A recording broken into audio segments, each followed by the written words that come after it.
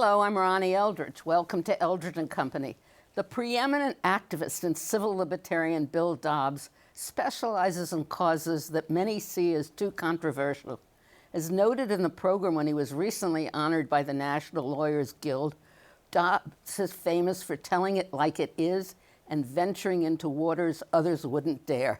And he's my guest today. Welcome. Thank you. How are you? It's great to be here. Now, I want to talk about a lot of things, and we're going to talk about some of your favorite issues over the years, but the recent shooting in El Paso really made me think of you immediately because of all the questions about how they're going to charge this perpetrator. You're a lawyer, maybe you understand it more. Why is there such a I mean, they know he killed 20 people, right? They know it. And they have it. They've captured him. Why is it such an important thing for them to make it, in addition to murder, a hate crime? Well, first, what we might know through news reports is different than what a court system will do to establish guilt. Let's cross our fingers and hope that the rule of law is operating and that anyone and everyone should get a fair shake. Hate crime law is a little loony, as you probably know from my years of carrying on about it. Murder of any sort, an assault, these are very serious things. To call a murder a hate crime doesn't make any sense because murder is a whole vortex of actions and emotions, including hate, that end in someone's intentional death. To pull one thread out is crazy, but we've got this idea in our head that if we call something a hate crime, we can obliterate that the hate. I don't want it to sound crass, but hate crimes, I think, started basically here with the civil rights movement. It became a hate crime if you burnt a church down because of religion and stuff. There's no doubt that there are crimes motivated by bias, by bigotry, by prejudice. The question is, what do we do about them in the legal system? And murder, assault, those are 50-cent words. You don't need to bump up penalties. And part of what's happened is we're drunk on penalties. We've got over 2 million people in prison on a daily basis. It's extraordinary how much punishment we have. And the idea that prosecutors need more criminal laws makes no sense. Well, I think that the Matthew Shepard case, Shepard and James Byrd Jr., or whatever, that's what brought about hate crime on the basis of sexual orientation, right? Yes. Legislation, local, yes, but local, even in state, that and case, national. Do you think that was a political gesture? Yes. It's a law and order solution to a social problem, homophobia, and the a desire to appeal to a public pressure, no? It signals virtue more than anything serious. But in the case of the Shepard killing, the 2 men convicted of his killing are serving 2 life terms in prison. That's what's called death by incarceration. There was no need for another criminal law. And you led the public defense almost to prevent them from being executed. I and a very small number of others campaigned against the death penalty for Shepard's killers. And it made you kind of angry, I think, I don't even know how to describe it, but to the gay rights community, especially the organizations, that they were so single issue? Yes. They built up that killing to be one of the worst terrible acts, and it was very bad, in Western recorded history. When the prosecutor made made death penalty requests, suddenly those groups fell silent. And that's where I helped touch off a debate over capital punishment and what to do and embarrass Lambda Legal, National Gay and Lesbian Task Force, Human Rights Campaign. None of those groups had a position about the death penalty. In other words, they were fine with it. Yet the death penalty has been very bad for gay men, for example. In a way, that brings up the question that you like to talk about, is that there are different opinions in what's called the gay community. Just like I think Catholics don't like to be singled out as a Catholic constituency, Jewish people, many of them are not. Everybody doesn't agree within a group, right? No. So And how does that affect what's happening? well, I just finished working on a major event. It was the Queer Liberation March and Rally. It took place on June 30th to mark half a century since the Stonewall riots. And it's also a different political stripe within the LGBTQ community than folks who thought it was a great day to go out and celebrate corporate America.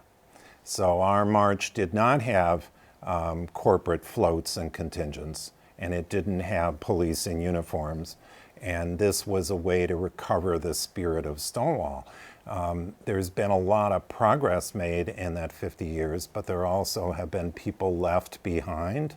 And one of the questions that comes up when you talk about corporate contingents in gay pride events is how are we going to get economic justice if we're dancing with Fortune 500 companies? And the truth is you And by can't. economic justice, you mean broad for everybody. Yes, Right. yes, that the roots of the modern LGBTQ, what's now referred to as the LGBTQ movement, are visionary. And the reason why that event was called a Queer Liberation March, queer was sort of an umbrella term. It's a way to recover something that is seen as having negative connotation. But liberation, there's two words that you'll hear a lot of. Liberation, not so much, but it's on the rise.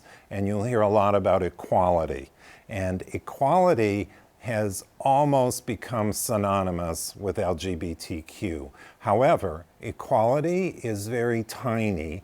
It means more of the same. We just want another chair at the table. We're not worried about who's sleeping on the street. Liberation is a gigantic concept that's as big as the universe, and it signals world changing, not just legal rights. After the Stonewall riots, one of the things that happened to the then gay and lesbian movement was quickly that focus narrowed to rights and later to equality. And the impulse for big structural change got knocked out. But if you take a look at this country, at the incredible inequality, both in income and in wealth, there's a real need for a much bigger struggle than LGBTQ rights. So that brought up your dislike of the marriage equality.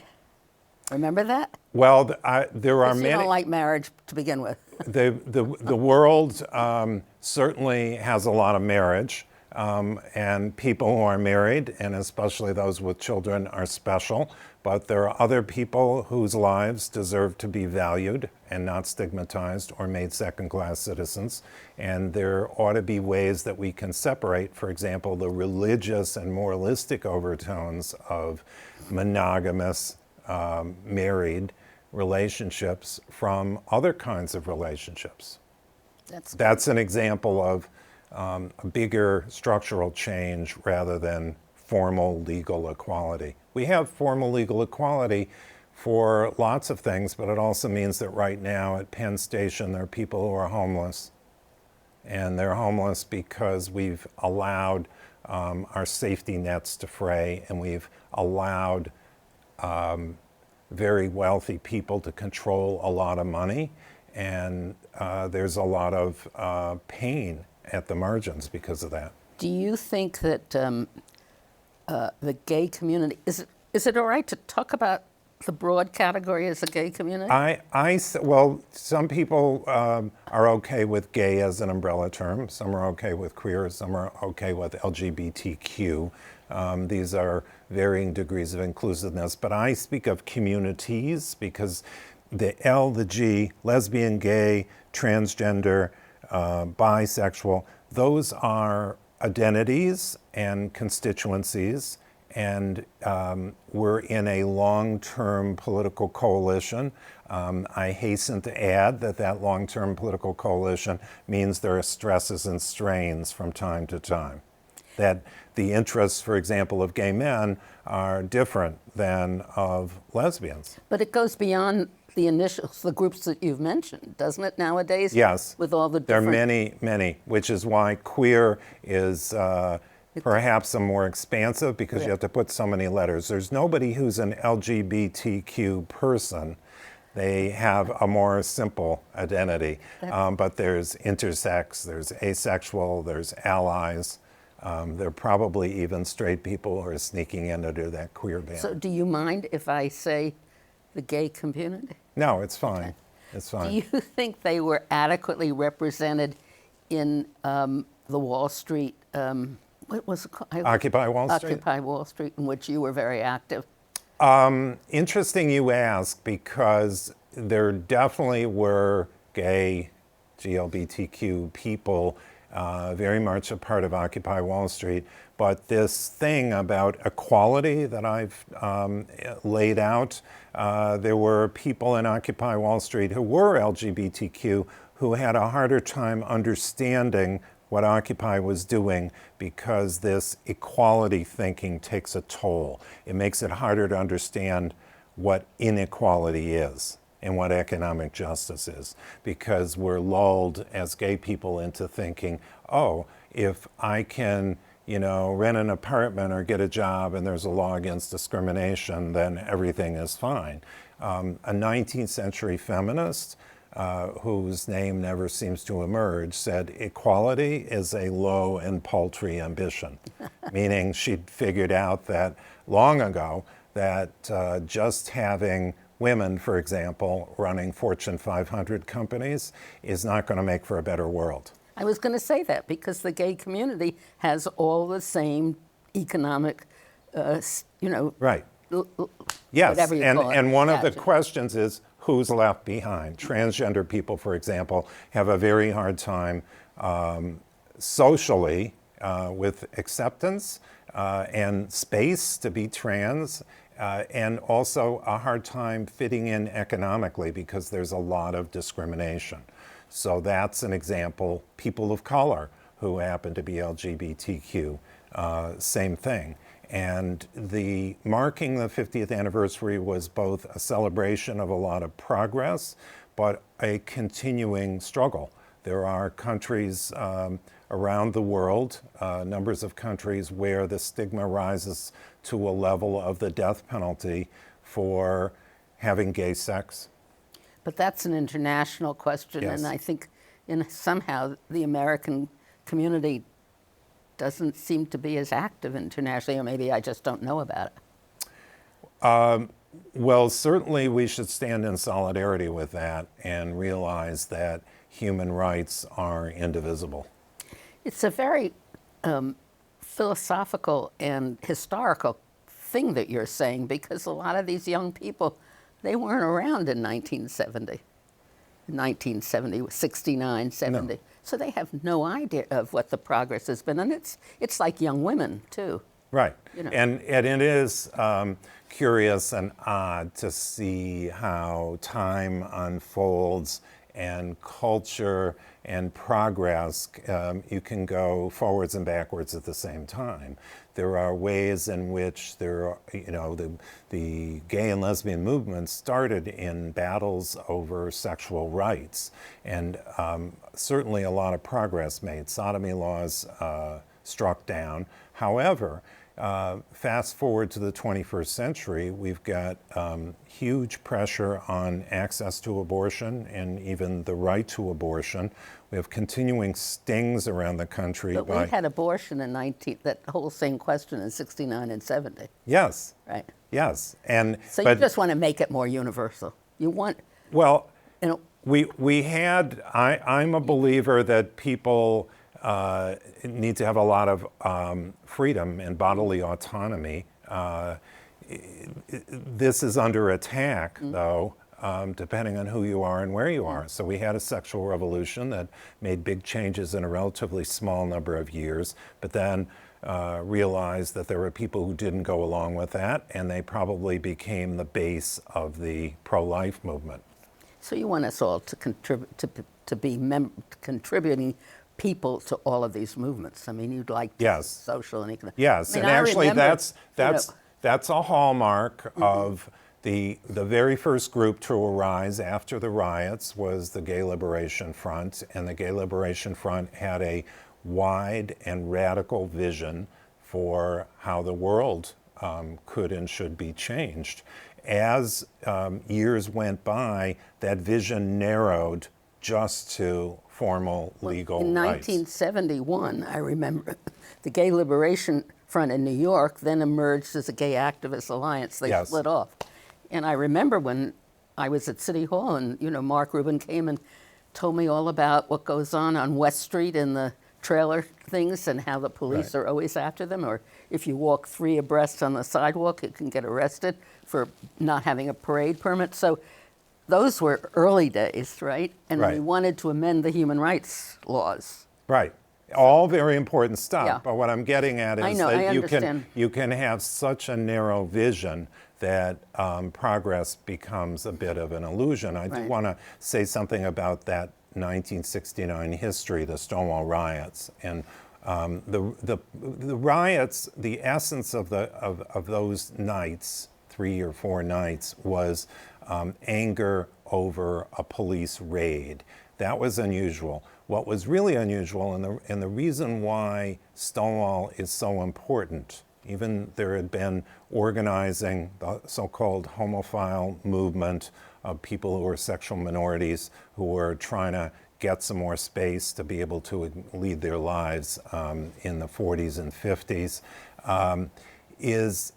Stonewall meant immediate organizing. There was a call for political meetings before the first night was over, the first night of rebellion, and that's what put Stonewall on the map, because the people who went to those meetings and formed first Gay Liberation Front, which quickly spread within a year all over the country, they set in motion forces that changed my life. That's huge. The idea of a pushback against the police was unusual, but that organizing and people standing together made a huge difference. Were you in law school at that time? No. Then you went to law school. Before, yeah. So you really came out in law school and started the first. I was out before law school, but my law school was somewhat conservative, and I was one of the group of people that founded a lesbian and gay law student group at a time when it was unusual. And it's also a reminder that was an era when most of the political work was done by students because there was nobody who was out.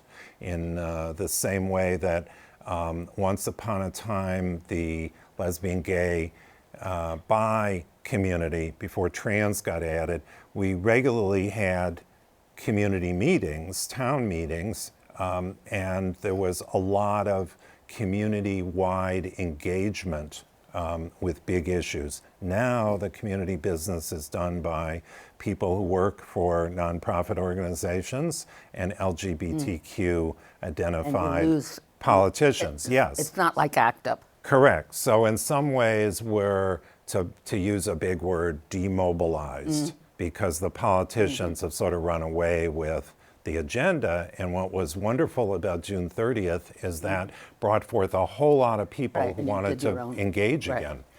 Now, criminal justice, one of your major interests these days is the sex offender list. Yes. You want to tell us a little bit about it? How many people are on it in this country and what it means to be on it? Well, who gets yes, caught up in and it? what, maybe even try and figure out why that's such an interest for me. Let's not go to Okay. our obsession with sex. Okay. Okay. You mean the whole cultural obsession? Well, yes, I know. we do. But we don't have that much time. Okay, we do treat sex. Yeah. We seem to go crazy, and we get even more punitive when it comes to sexual wrongdoing. No doubt. And look at the the coverage of Epstein and and Weinstein. We're in an ongoing moral panic. But as far as the registry goes, I think everybody's heard about sex offense, and sometimes more commonly referred to as sex offender registries. There are over 900,000 listings nationally on those registries, which means that if you count kin and partners and children of folks on the registry, we're talking about several million people are blacklisted.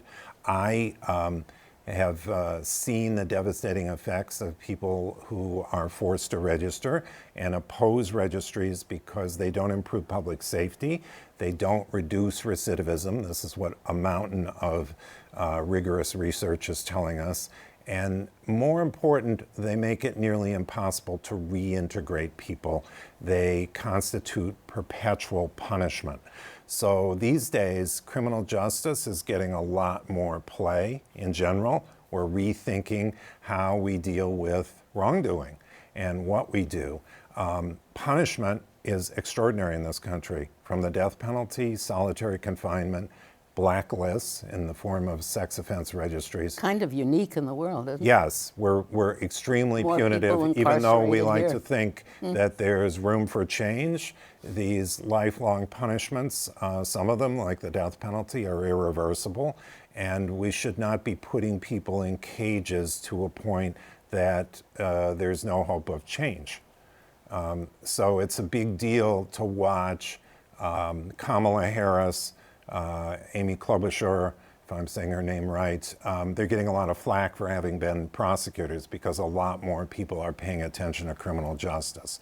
One big exception, though, if it has anything to do with sex, watch out, because people are ready to build a new electric chair. I like to show the results of the sex offender list with the case of that young man who responded to somebody on the internet, and she lied about her age, right? Took her across lines. Tell us about that case. That's the Zach Anderson case. Zach Anderson got an app for his phone, met the first girl ever and hooked up using that app, and went over the border into Michigan. They met, they had sex, and the police learned about this. And well, the mother wondered where she was.